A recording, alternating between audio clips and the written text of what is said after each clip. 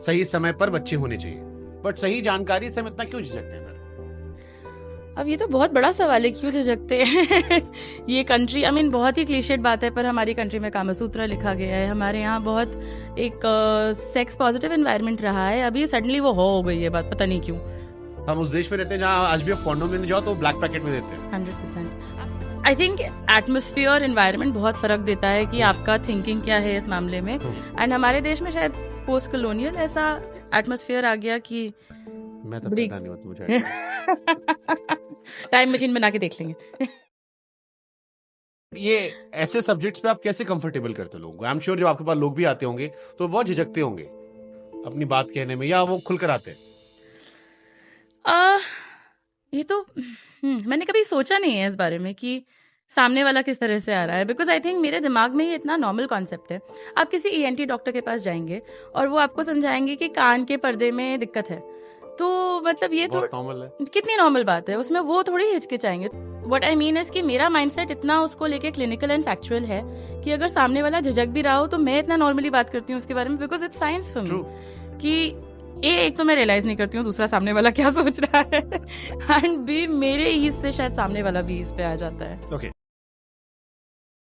Okay, तो कोई अगर आपसे पूछे कि आप कौन से डॉक्टर हैं? मैं सेक्सुअल हेल्थ की डॉक्टर हूँ। इसमें क्या होता है? इसमें क्या क्या होता है, सेक्सुअली ट्रांसमिटेड इन्फेक्शंस क्या होते हैं, प्रेगनेंसी कैसे नहीं करनी है, कॉन्ट्रासेप्शन क्या होता है, अगर अबॉर्शन है तो आपको किस तरह से एक्सेस करना है, किस डॉक्टर के पास सही से जाना है, सेक्सुअल या इंटीमेसी इश्यूज हैं किसी कपल में, कुछ ऐसे वजाइनल हेल्थ के इश्यूज होते हैं जिसकी वजह से सेक्स नहीं हो पाता है, इनमें क्या करना है। So a very huge variety of things. Pain क्यों हो रहा है, पेन कैसे ना होए।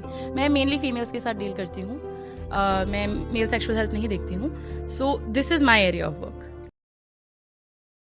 Answer questions, that is my job. India में अभी भी पॉर्न सेक्स एजुकेशन का पहला तरीका है?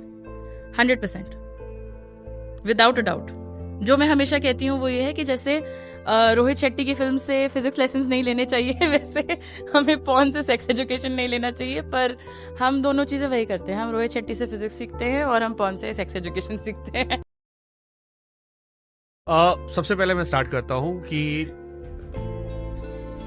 विमेन को क्या सेक्स ज्यादा चाहिए होता है मेन से, या कम चाहिए होता है, या इट्स लाइक कॉमन दोनों का है कि men are more expressive socially, women नहीं होती है?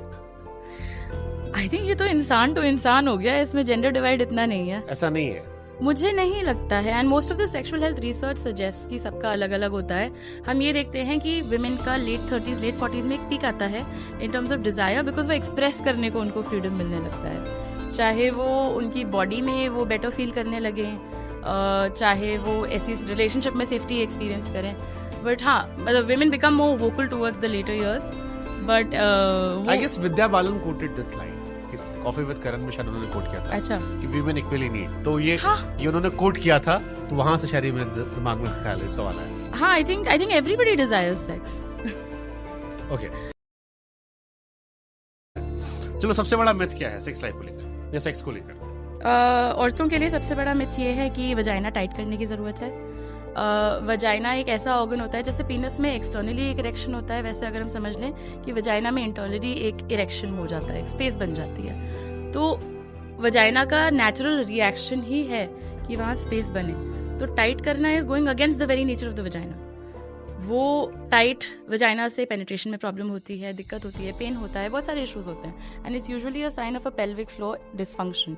पेल्विक फ्लोर आपका सही से नहीं फंक्शन कर रहा है तो वजाइना में टाइटनेस होती है। It's not a good thing. तो this is the first myth that women have. आदमियों में साइज को लेकर के बहुत स्ट्रेस, बहुत इनसिक्योरिटी, टाइमिंग को लेकर के बहुत स्ट्रेस, बहुत इनसिक्योरिटी होती है, and it comes down to the same problem कि सही एजुकेशन लोगों को नहीं है। वजाइना का जो नीचे का सबसे पार्ट होता है उसमें सबसे ज़्यादा सेंसेशन होता है, तो पीनस का साइज रियली डजंट मैटर।